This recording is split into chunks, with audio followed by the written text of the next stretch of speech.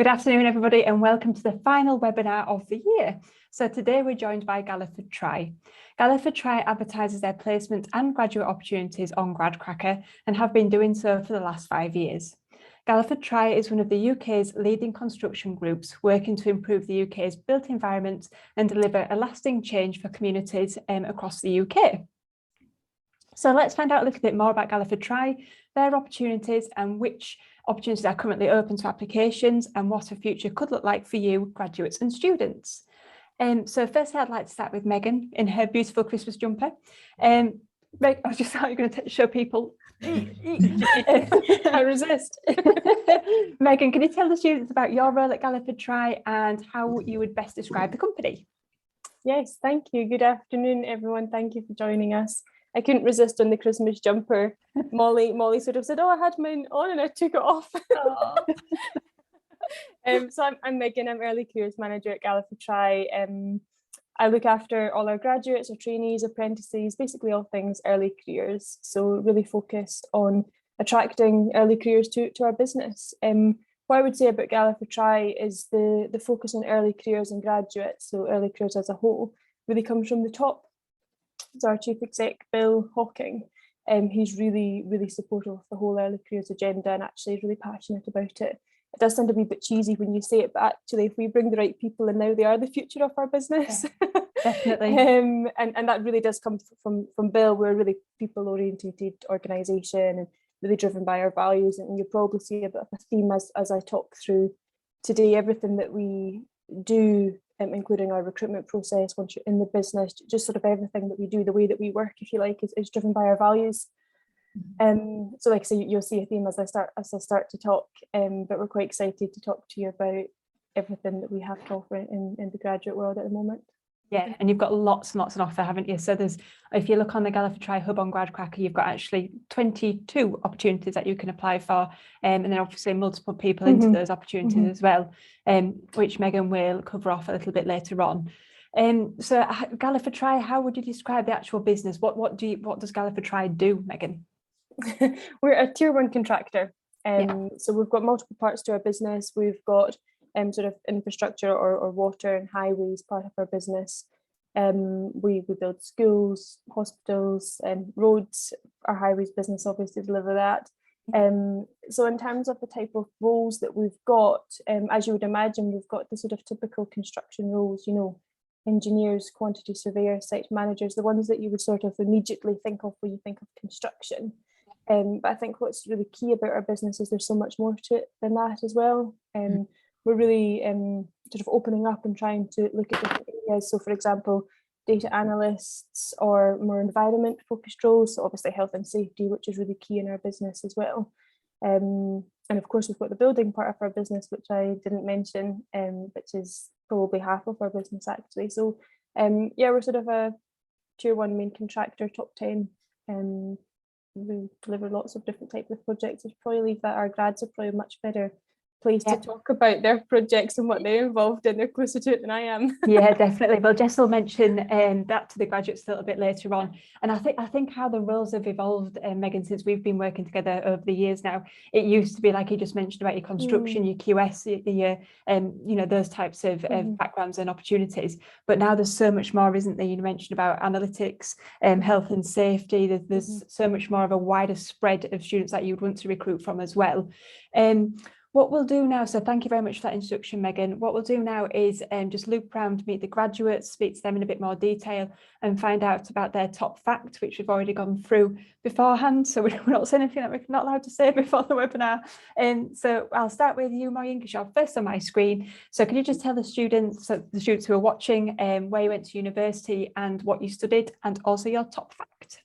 Okay, great. Hi guys, I went to Newcastle University. I studied civil and structural engineering. My top fact about Galliford Try is we are one of the contracting companies who have an all-electric company car list. Pretty impressive, isn't it? Especially to be so early on with electrifying everything. So thank you very much for that, Maureen. Kieran, on to you. Hi, my name's Kieran. I studied civil engineering at the University of Strathclyde, and then I did a master's in quantity surveying at Heriot University. trying to say my top fact is that Galliford Try was actually voted top 3 in graduate and apprenticeship roles in 2020. Yeah, fantastic. Something that Megan's very proud of. And thank you very much for that, Kieran. On to you, Molly. So hi everyone, I'm Molly. I studied at the University of Glasgow in a degree in statistics. My top fact about Galliford Try is we recently just acquired the water business of NMCM, and this includes adding around 900 employees to our environment business. Wow, brilliant. Thank you very much for that, Molly. And Megan, I did have a question. I was staring at you before because I was just hoping that you'd beam it into my head again because I forgot what it was. Your roles on GradCracker or your roles in general, are they UK based? Can the student be based anywhere in the UK? Yeah, we're a national business, so we do literally span the UK from as high as sort of Inverness all the way down to London and sort of Southern. We've got a building Southern business. The way we've advertised the roles on GradCracker, which obviously you'll know, is the locations are there.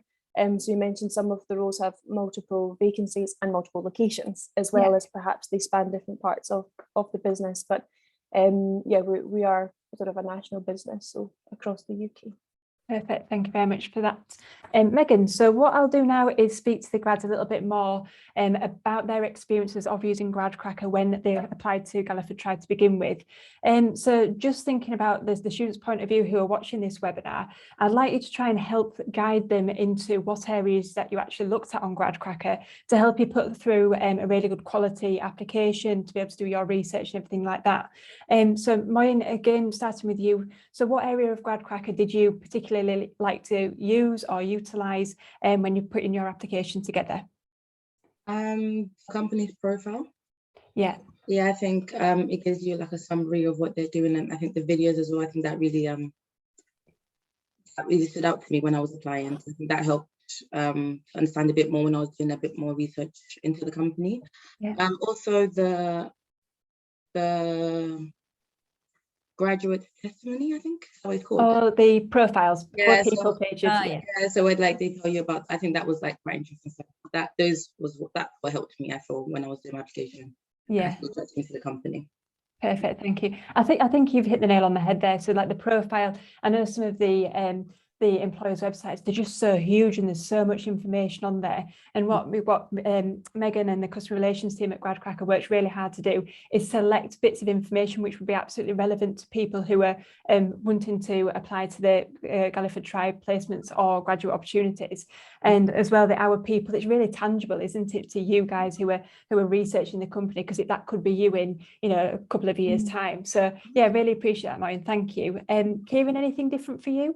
Pretty similar, but I also found the kind of filter options very useful. You could kind of find things, because quite often when you're applying for jobs, there's too many. But like being able to filter down to area or specific role, I just found that very useful.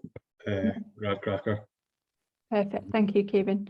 And we've just tweaked the search as well, haven't we, Jess? So I shouldn't say tweet because the guys in the office have been working so hard on this, but it's I'm going to get told off that one. But they've been working so hard to really develop the search on GradCracker. So for example, somebody who did civil engineering can click on civil the civil discipline, and straight away opportunities are absolutely relevant and on point to your discipline. So I'm glad that you've picked that up, Kieran. So thank you very much for that. Molly, anything that you'd like to add? I was going to say the exact same stuff to Yeah. be honest. I think I don't want to go third for that one. I know, a difficult one. I guess it being in statistics, there wasn't really another like graduate website that I found where it was a specific like analytics or statistics filter. Yeah. There wasn't anything else that could be so specific to my degree. Brilliant. Yes, so GradCracker, where the STEM jobs are. You've heard it here first.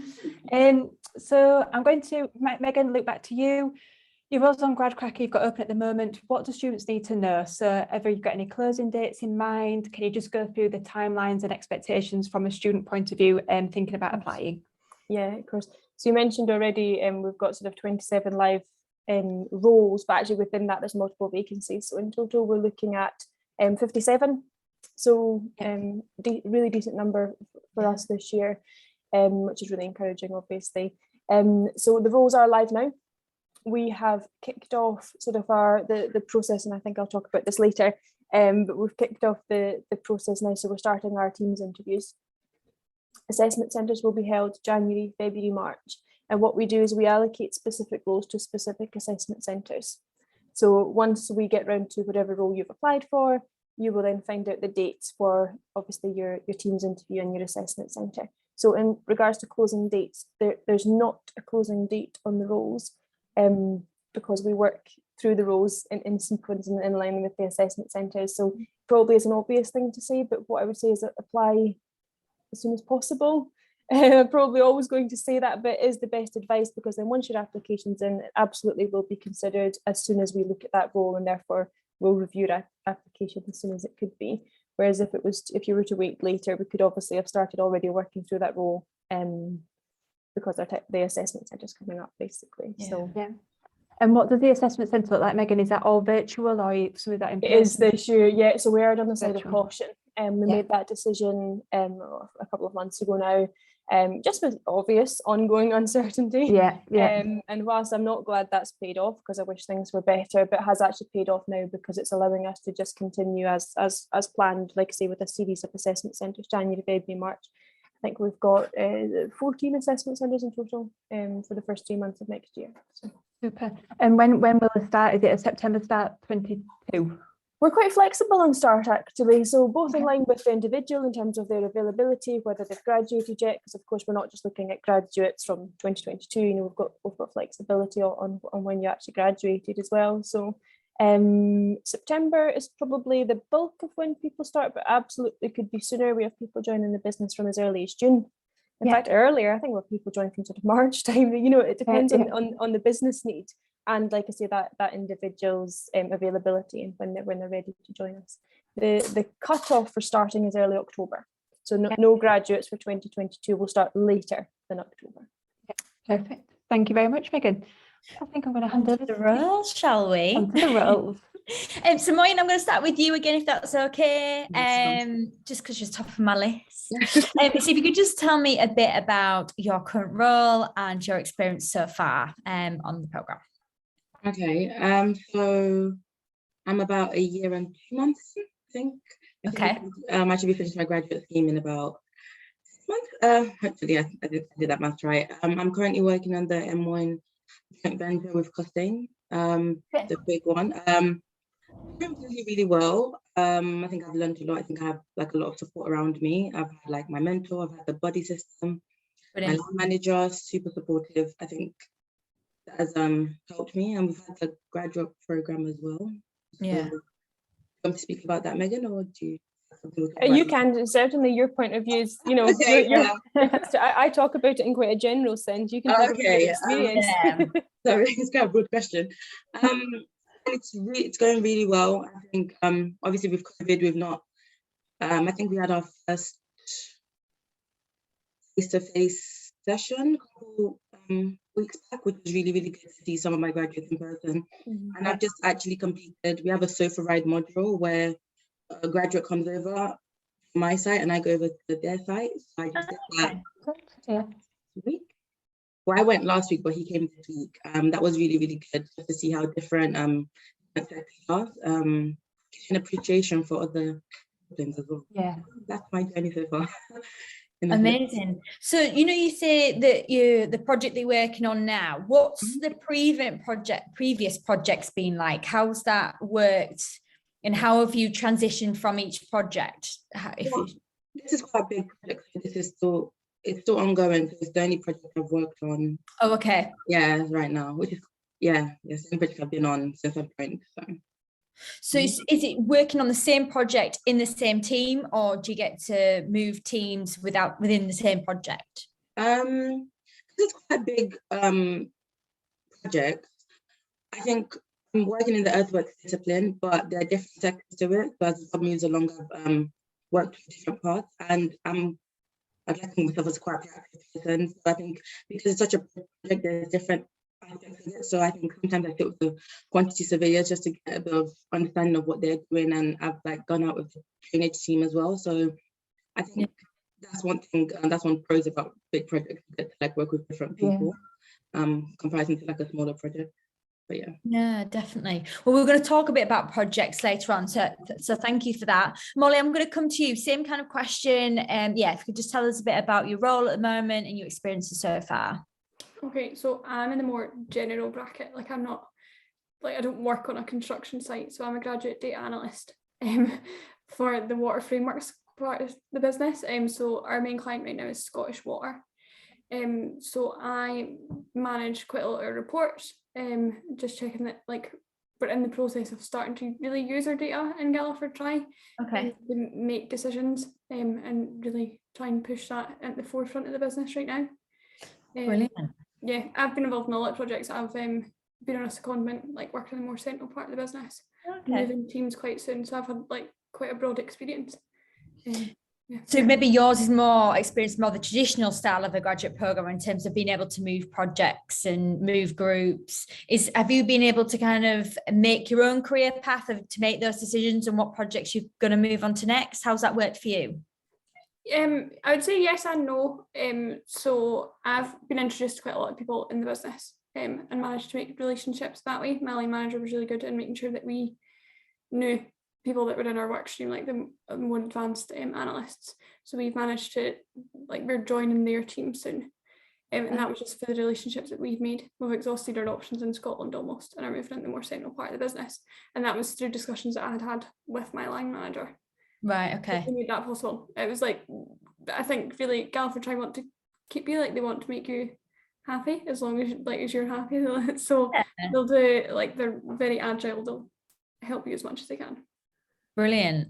I know I'm going to find out more about the project that you're currently working on. So we'll kind of circle back to that. But is the team that you're working on, is it quite a new team? What's the kind of size? What's the dynamic like there? So I joined, I'm the first one of two first data analysts in the Scotland part of the business. Yeah. There's more people here and there. So me and my colleague Harriet, we both joined in September 2020, and we are the business intelligence team for Scotland. That's just wow. That's a good title. Yeah. So imagine yourself in 5 or even 10 years time, and you've got all that knowledge and at the start of something.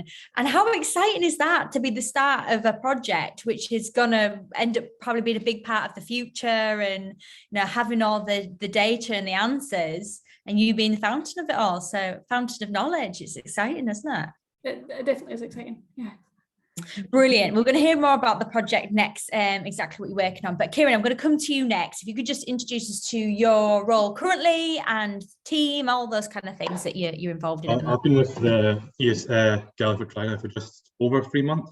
I'm working on the ESD, which is a joint venture between Galliford Try, Vinnies and MWH Water Treatment. It's supplying water treatment and wastewater treatment, maintaining the infrastructure for it. Okay. So I've currently got 11 sites, and between those 11 sites, I kind of work within 3 different teams. So it's quite good to get to meet a lot of different people, working with different people. They're all kind of run them slightly different, each team, even though it's similar work, they all have their own kind of ways of doing things. So it's good to learn different ways. I was about to say that, yeah. Yeah. And any other questions? Sorry. Yeah, no, so across those 11 sites, you say, yeah. Is it just you that's kind of central that go into all those 11, or is there more grads like yourself that kind of work across those sites? How does that team work? The 11 that I have, I'm the only graduate for those 11 Okay. sites, but I do have a line manager who's also on those 11 sites that helps me out with each of them, any problems. But then we do have a good communication with other graduates as well. So there are different sites, but they do similar work. So they can help me out if I ever have any issues, give them a quick Teams call, and they can help you out quite easily. Yeah. And what kind of skills would you say that you've learned from that experience working across all those different teams? I bet a lot of technical, but personal as well. A lot of technical, a lot of personal, a lot of multitasking as well. So yeah. It's thinking what's happening on one site and then able to transfer the skills that you've learned over from that to the other site, which is very good. Even though they're all quite similar, they are all different as well at the same time. You'll each come with your own problems. Yeah, definitely. And it's great to hear. Sorry, go on. I was going to say about your line manager, so the support that you get there, you know, how does that relationship work with your line manager and the support that you get from them? Get a lot of support from them. Usually have at least 1 or 2 calls a day with them. Okay. Helping me out, gives me a call in the morning, then usually he'll give me a call at night to see how I'm getting on with everything. So we've got quite a close relationship with them. which is good. I can imagine time management is key. So I'm guessing at the moment you're doing it remotely, working from home, or you've actually physically managed to go into the sites? I've managed to go into sites a few times, but my sites are all over the central belt of Scotland, and I'm based in Glasgow. Yeah. So I'll need to take a full day out to go to them. So I've managed to visit most of them. But again, like last month or so, I've not been really, it's been a bit colder, so I've been kind of more inclined to stay at home, avoid the rain. So, and then obviously right now with the restrictions, we've been told to work from home. So it's been a wee bit more difficult. It's quite good getting on site, a feel of the site, so you know what's going on and everything. Yeah, absolutely. And this is a message that I keep drilling into students that are thinking about applying for opportunities at the moment. It's those different skills working from home, isn't it? And working remotely, and it's sometimes you have to put yourself out there, put yourself in a bit of an awkward situation sometimes to meet that person or to create a relationship, to create a network. And it's completely different doing that virtually than it is face to face. So I can imagine those skills that you are practicing now is probably a bit different to how you originally planned your program going. It is much more difficult to get to know people over a Teams call than it is in person. So it is good to go out on site and meet them in person. Yeah. Even after that, like 1-2 meetings with them, even when you're on the Teams call later on, conversations go much easier. You get information across quicker. Yeah. So it's definitely worth going out to site to visit people. Yeah, definitely. So it's a skill that lots of employers are looking for, good communication skills, being able to have those conversations. So it sounds as though that's quite key in your role, which is something that is really important. And so next I want to talk about projects. I know we've kind of touched upon projects a bit, and kind of the best project maybe you've worked on, or maybe a project that you're working on that is maybe put you in a situation that you didn't expect or something like that. I don't know. I'm going to come to you, Molly. I'm going to come to you first again because you're top of my list. And if you could tell us a bit about the projects that you've been on. I don't think I actually introduced myself as what I do. I realized it after, but I'm a site engineer. So, like I said, I'm working on the M1 Smart Motorway. That's the only project I've worked on or working with Galliford Try right now. But I think it's quite interesting because it's a joint venture.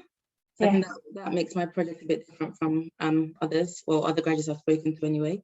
I'm working with like another company, Costain, and it's different to see for using the Costain way of like their internet service, not internet service, but their program, stuff like that. Oh, really? Right. Okay. So you're not actually using... No, I've not used Galliford yet. Right. So, I mean, I think that was quite interesting. So I think seeing the blend, because a lot of people aren't from Galliford, well, some people are from Galliford, but I think the blend is really nice to see. But the project is quite big.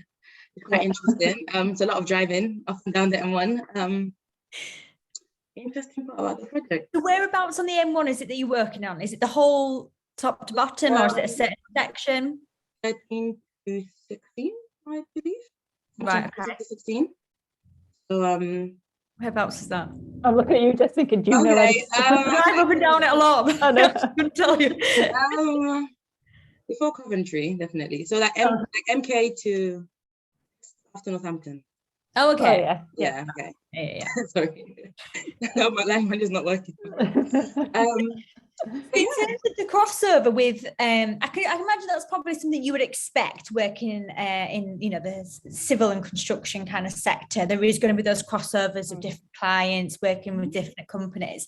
But how have you found that?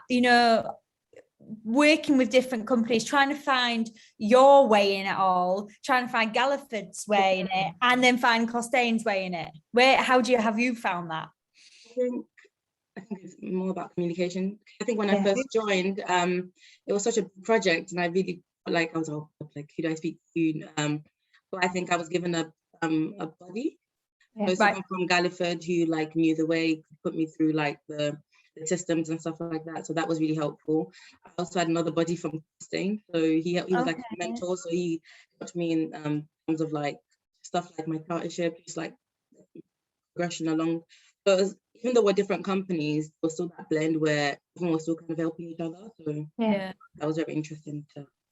From an outsider's perspective, it sounds like a fantastic opportunity, because again, you're getting almost to chance to work with two different companies. You get to network with, you know, again, different people, and it's great for your career personally to get this exposure so early on, I can imagine.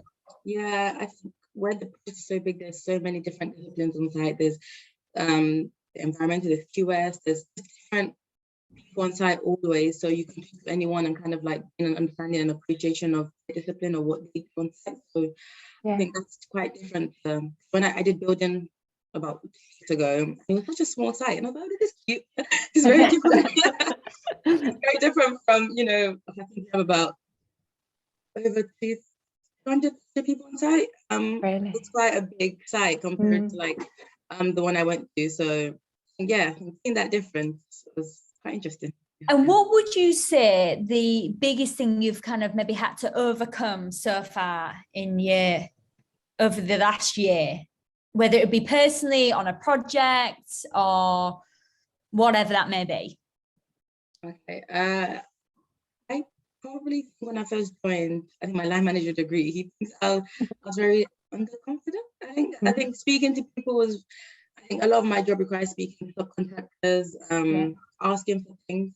And for a long time, I didn't want to do it. Even like engineers or other people, like I said, it's like a lot of people, I'd like ask like other people, like, can you speak to this person for me? And I think as time went on, I had to build that confidence to go and ask them like, oh, can I have this down? Or can I have this? Can you send this over? I think that was something that I had, especially being the only female engineer on site for a while.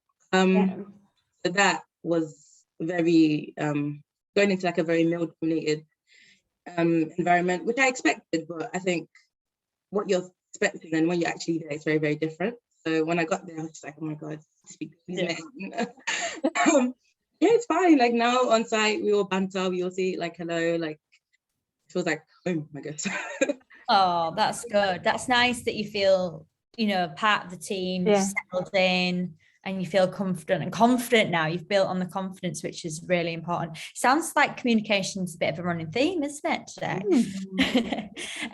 Molly, I'm going to come to you next. If you could tell us a bit about either your favourite project or the exciting project that you're currently working on at the moment. I'll tell you a bit about my secondment that I've been working on. I actually work closely with Megan on that secondment. So we're implementing a new Oracle system in the business, implementing like a new HR system, and we are working on developing the reports that hopefully people like Megan, recruiters, will just click a button and it'll show her all her stats and everything, all the numbers that she needs to be able to do her job. Brilliant. Yeah. So is that a system? Obviously, I've heard of Oracle before, but for anyone that doesn't know what Oracle is, if you could just explain that, and then is it like have you added to that system so it's a bit bespoke? How does that work? So Oracle's a system where we use like we get all our pay slips on Oracle. You put your holidays in on Oracle. They also use it for all the financial stuff as well. Like if you're putting in like I don't know if I'm not involved in that stuff, but if you're putting like a payment or something, that all goes through Oracle, and we're just updating it. Hopefully, it'll be a better version of Oracle and for it to look more user friendly as well. So it sounds as though it's not just analytics. Then was it some? Did you actually have to create the software yourself? Was that a bit of, oh no, okay. No, thankfully not. Right, okay. So it wasn't something you add into it, like as part of the software. Smart. Okay, so in terms of the analytics side of things then, if you could tell us a bit about the current project you're working on, because that sounds super exciting. Okay, so our main client right now is Scottish Water. And in our contract for them, we've got to measure ourselves against performance measures, which equate to our KPIs. And these are like incentivized against, like they could determine what projects we get depending on how well we're doing on our KPIs or performance measures.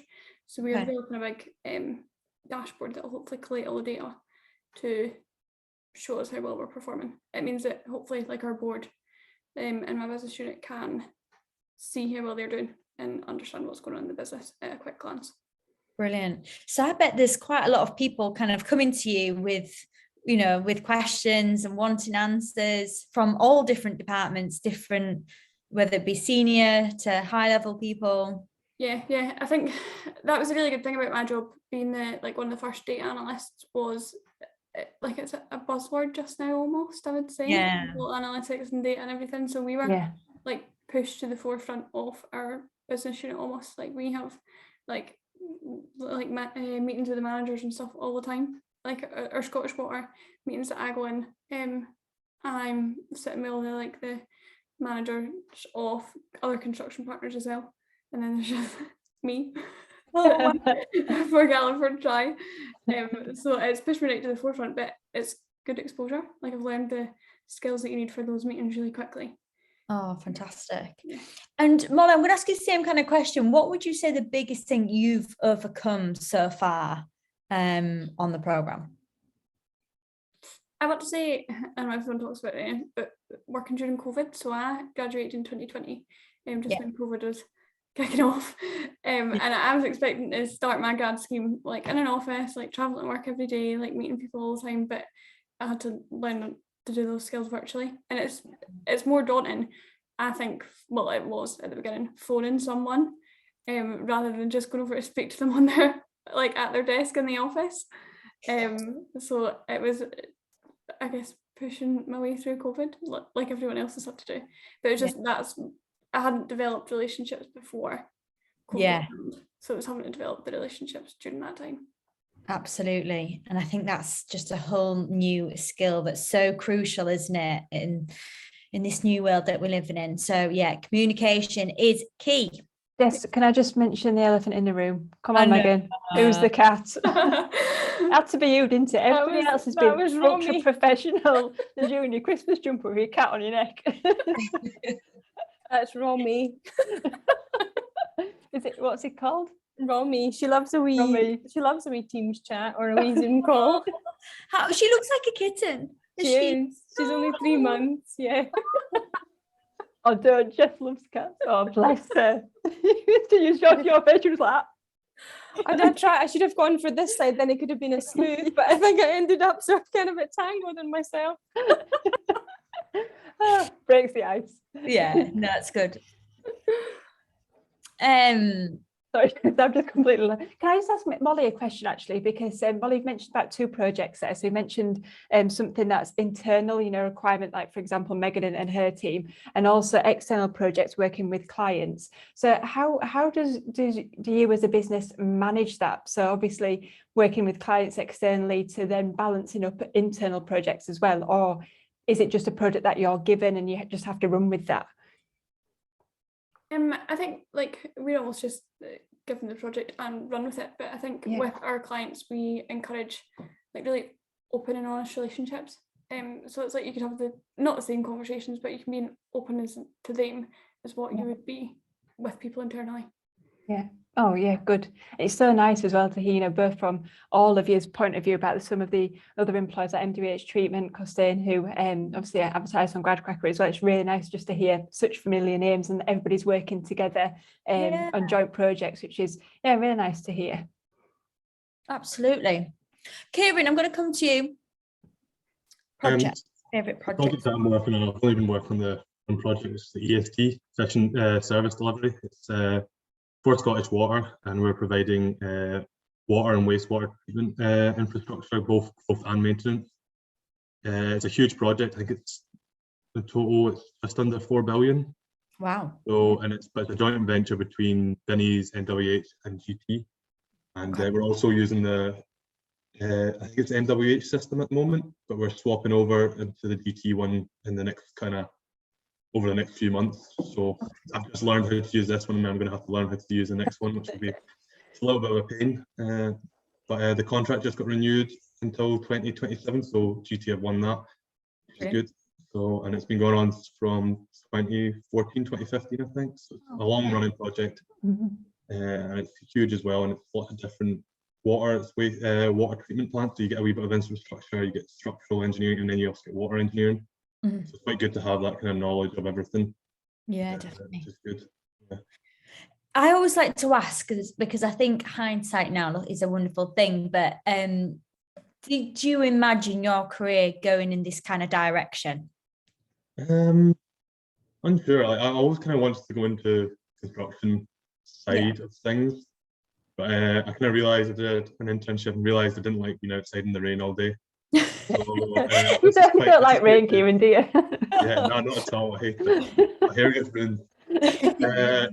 No, this is quite good because you're quite flexible when you go on site. So I can be on site 2-3 days a week if I wanted. I can go on site 1 day a week, or I can, it's flexible, which is really good, and you can get everything done. And it's good getting out to meet people, seeing the sites and everything as well.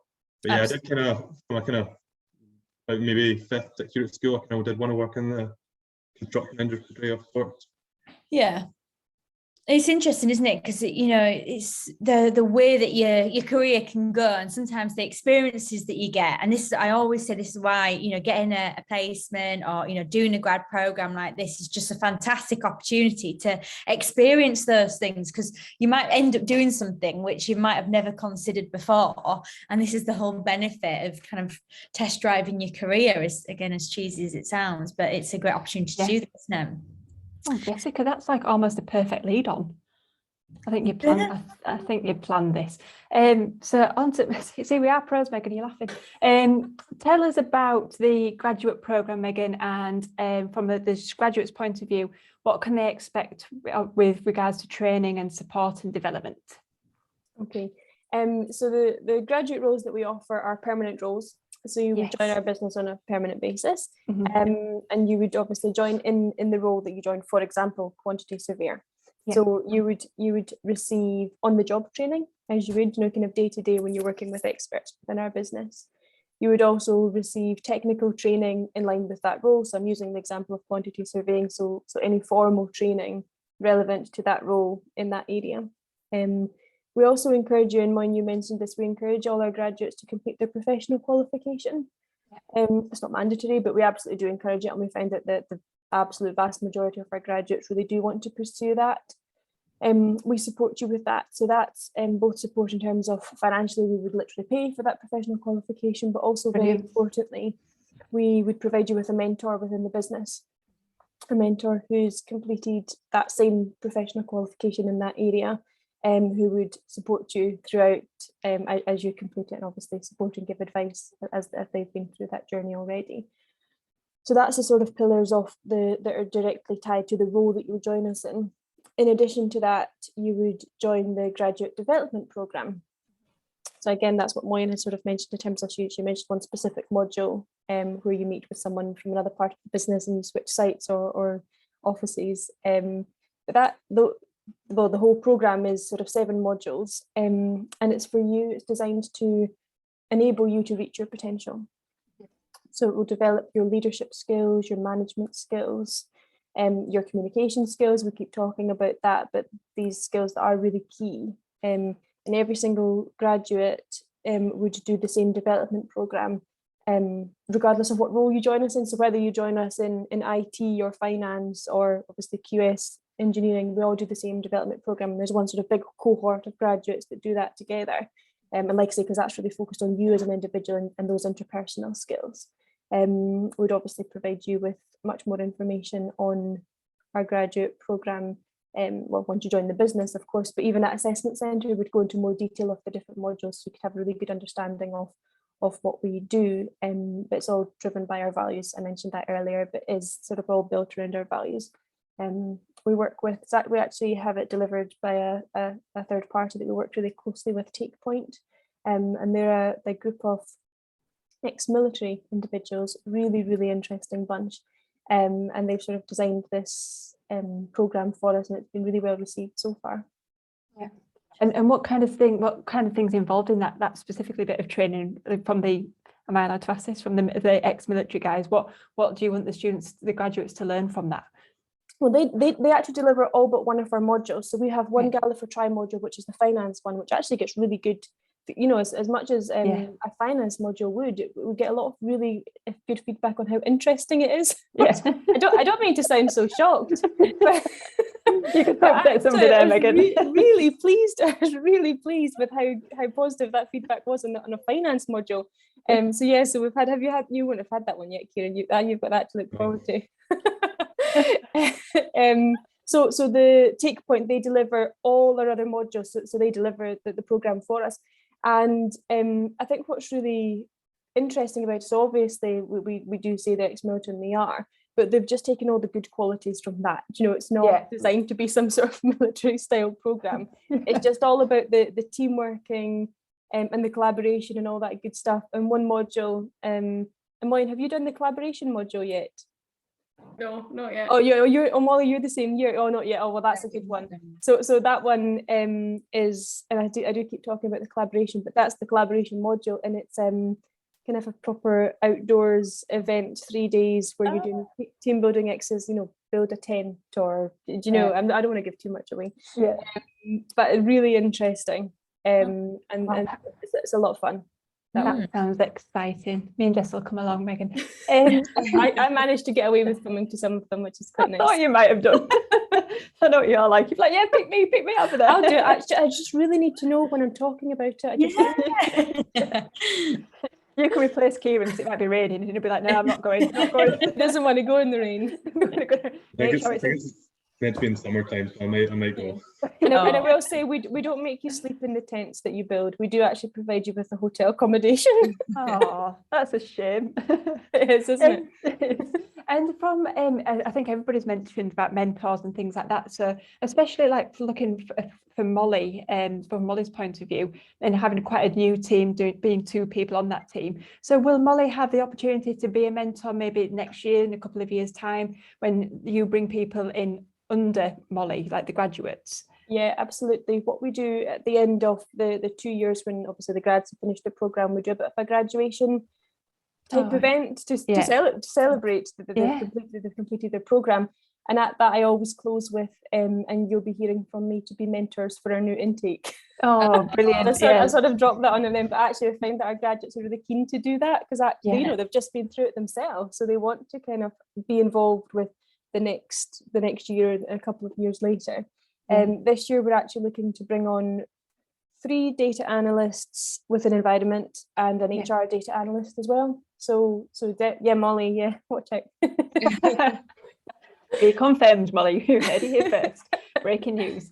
And you wanted to talk, Megan, when we spoke before the webinar, a little bit more about agile working and your well-being incentives that you've got at Galliford Try. Yeah, this is something that we always kind of like to shout about. So agile working, as the name suggests, we sort of recognised, well, I've been with Galliford Try 9 years now, and I know it's something we've done informally the whole time I've kind of worked here. However, we did actually formalise it back in 2018, so still a number of years ago, in terms of just recognising that maybe traditional 9-to-5 type approach to work doesn't necessarily suit our current way of living. As you can imagine, that's been absolutely accelerated in the last sort of 18 months to 2 years, but we were already doing that. So we're talking about, you know, working from home, such an obvious one. It's so much more than that, but it's that flexible approach to work, and sort of not presenteeism. You know, it's not just about being there, it's about improving work-life balance. And we find first of all, it worked very well for a number of our people pre-pandemic. We found that it's worked extremely well for our people during the pandemic, and probably indefinitely. And it's just something that kind of industry leading. I would like to say most people have caught up now because they were forced to, but it's just such a good way to encourage. I think you get way more out of your people when they're happy and they've got that good work-life balance. And tying into that sort of well-being that you mentioned, so I think it ties in really well with sort of work-life balance and that agile and flexible approach to work. We've got a couple of incentives which I just wanted to sort of touch upon. Yeah, of course. One is our volunteering days. So we give every employee 2 paid volunteering days a year. So whether that's something you're already involved in, if you're already volunteering, you can get 2 days a year to do that, or something you want to, you know, get involved in your local community, or however that might look. Obviously that's completely personal, but it's something that we really encourage people to take up. I think it's obviously really important to sort of give back, so we want to give people some time to do that. Sometimes you get quite caught up and you think, oh, I don't have time to do that. So to encourage that, we sort of give people 2 days a year to do that. I think that's quite a good sort of incentive or initiative that we have. And the other one is our approach to sort of mental health awareness. So we're partnered with Mates in Mind, who are a mental health charity, and every single employee that joins our organisation goes through what's called Start the Conversation module. So as the name suggests, it's about starting that conversation. In our industry and construction, I think there's still quite a lot of stigma attached to mental health, in fact probably wider than construction, but our focus is within our industry, and we're trying to break that down. And I think by every single person who joins, it's one of the first sort of things we do when they join the organisation is find out that at Galliford Try we encourage you to talk openly, bring your whole self to work, and just trying to say that mental health, there's no stigma about mental health in Galliford Try. I think again that's something that's become really prevalent in the last sort of 18 months, but we've been delivering that for years. Yeah, so that was just the two things I wanted to sort of highlight. No, they're great, Megan. Thank you very much. And from the voluntary side of things, is that do you get from the grads point of view? Are you starting to volunteer? Is it something that you're planning on doing in the future? Is that, Kieran? Have you got any ideas what we might do? I haven't really thought of that yet, and but I think it's a great thing to be doing. Yeah, definitely. How about you, Maureen and Molly? Is it similar? You just started out? I think I almost did it last year. Either it got cancelled because of COVID or something, but yeah, I think, but it's definitely there, and I think I applied, but it got cancelled last minute due to COVID. So I think COVID. That's a shame. Yeah, I know it is such a shame, especially when somebody like Galliford Try is giving you all of these ideas and possibilities that you can go out and do that. So yeah, I think one day we'll be back to normal. And just to finish off, Megan, before we go and speak to the grads about their training and development activities that they've done so far.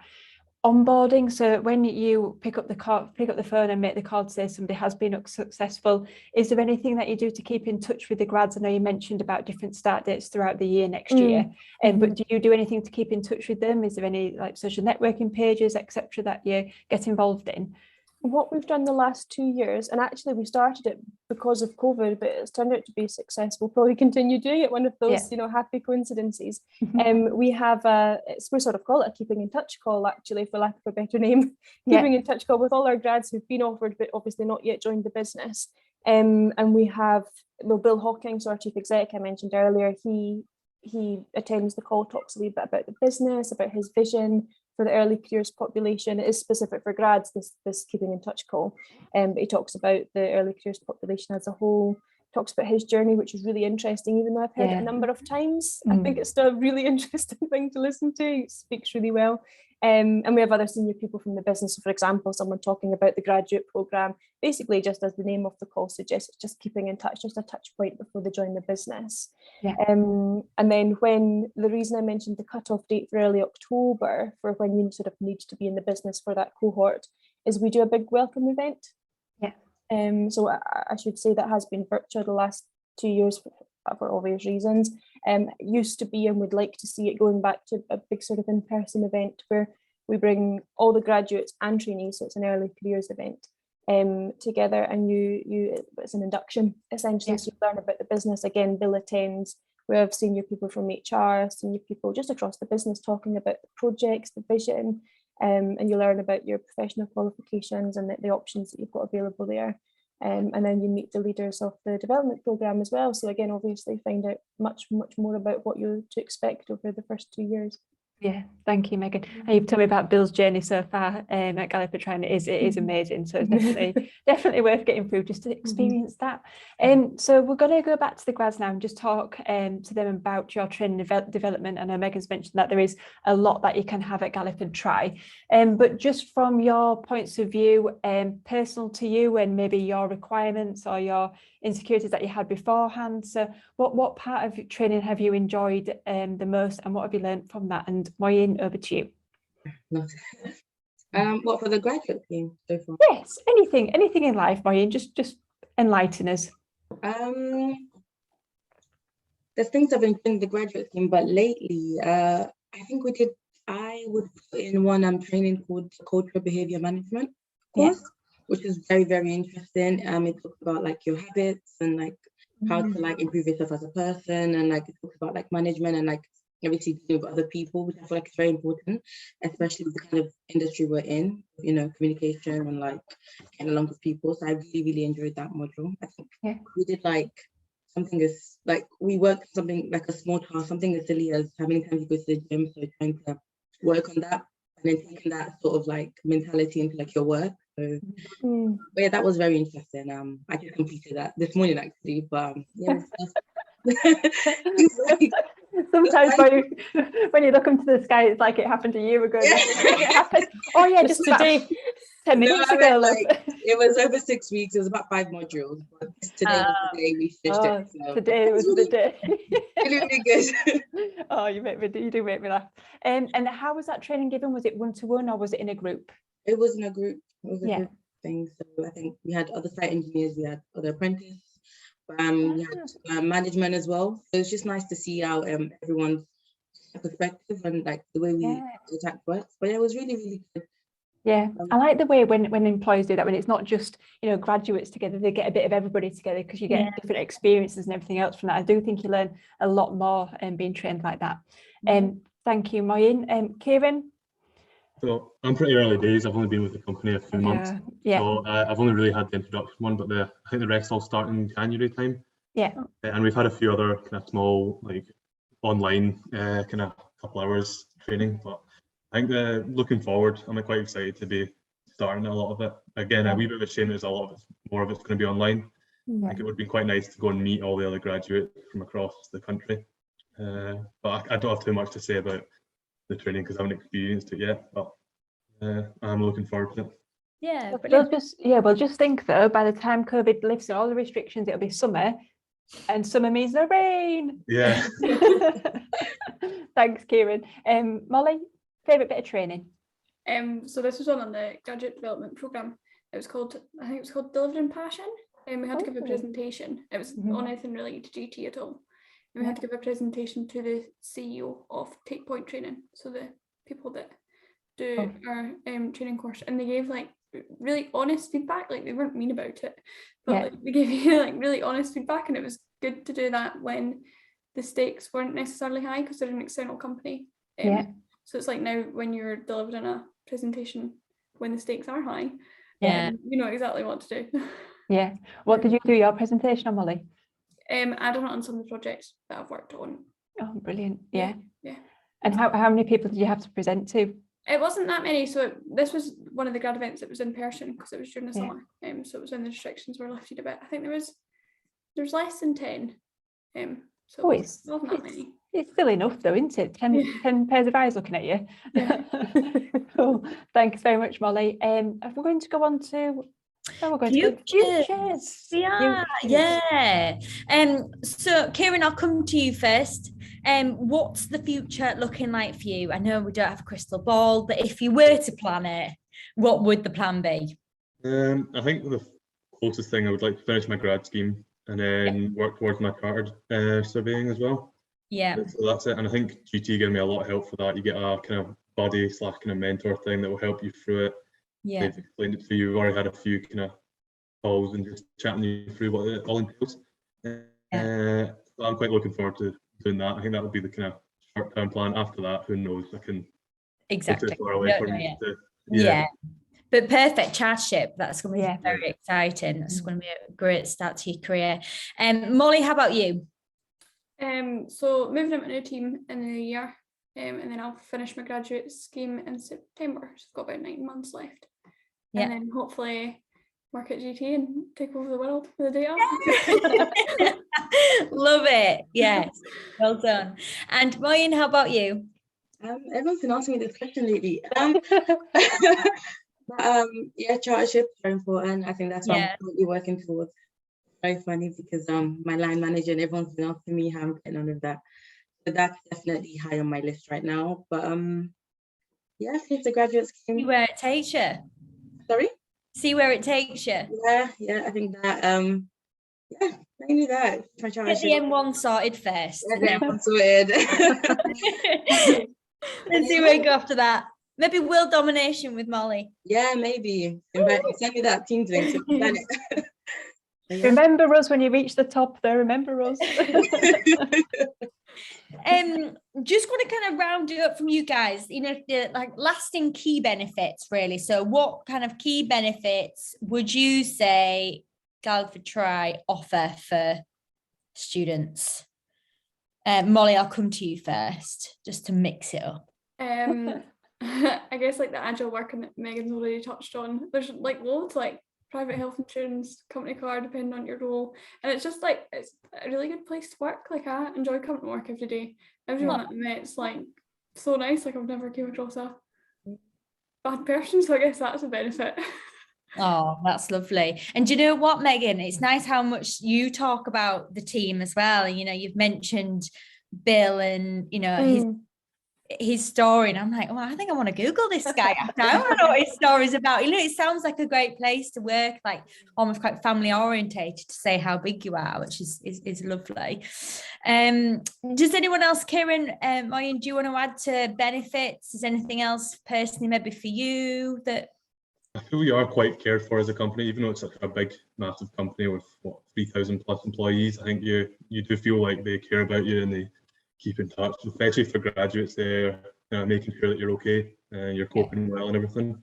And the company car is quite a nice wee bonus as well. So you've got electric one then?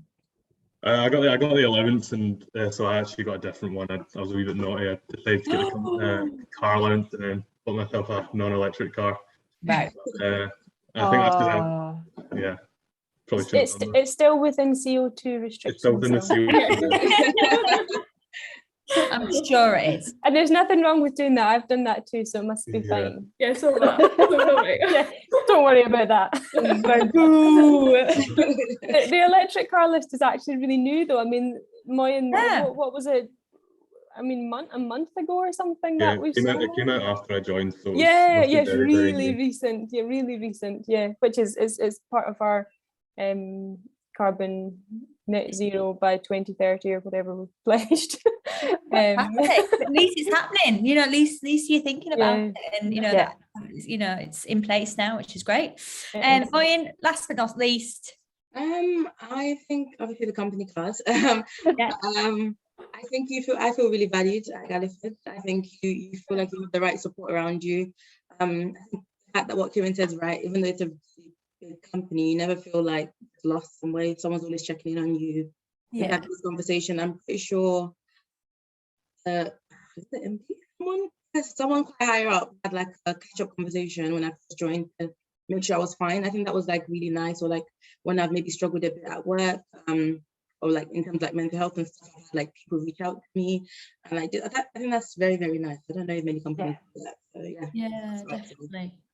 That's great. And Megan, do you want to add to that in terms of, you know, you've mentioned when students apply, you know, about the ethos and the culture and the values, you know, what are they, and how could students maybe help to mention, would that help if they mention that in their application? Yeah, definitely. I mean, when our application process is more focused on you as a person and getting to know you a bit better than it is around actually finding out about your academic or technical skills.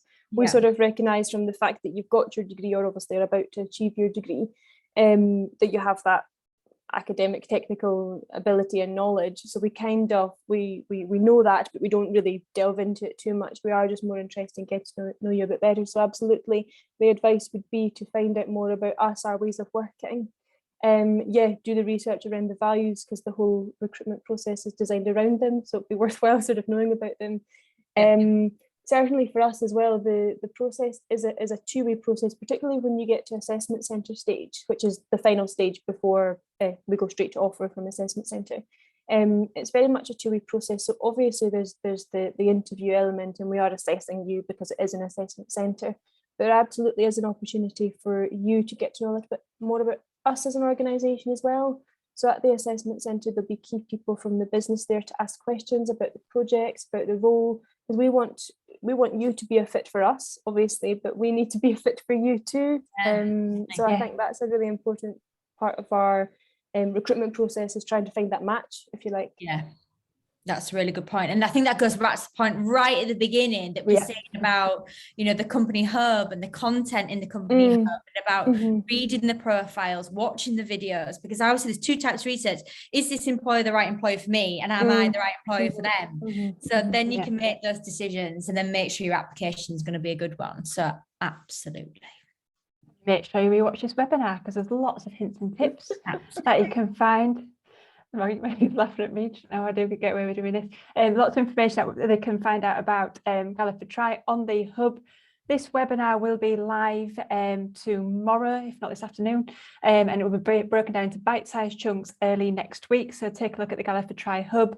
Make sure you apply to their opportunities, like Megan mentioned at the beginning. I think you said about 57 opportunities in total that you've got. That's right. So get your applications in sooner rather than later. There isn't a deadline, it is ongoing, but they'll close out as soon as they've received enough applications and as soon as they've reached the assessment centre stage. So thank you very much for everybody for joining us today. It's been an absolute pleasure, really enjoyed it. Thanks to the kitten as well, Megan. And me and Jess, we're done for Christmas now. I know. Yay. Yay! Well, we're not really. We're done with webinars. We've still got to be good girls and keep on working. So me and Jess will be joined by CGI, which is an information technology company, on the 13th of January. But there's still lots for you guys to do. There's still thousands of opportunities, including Galliford Tries. So make sure you get your applications in over the Christmas break. Absolutely. But thank you for Galliford Try for joining us today. Thank you, Jessica, for this year. You've been an absolute star, and we will see you all in January. Thank you, Take care, everyone. everybody. Bye-bye. Thanks. Bye-bye. Bye. Bye. Bye.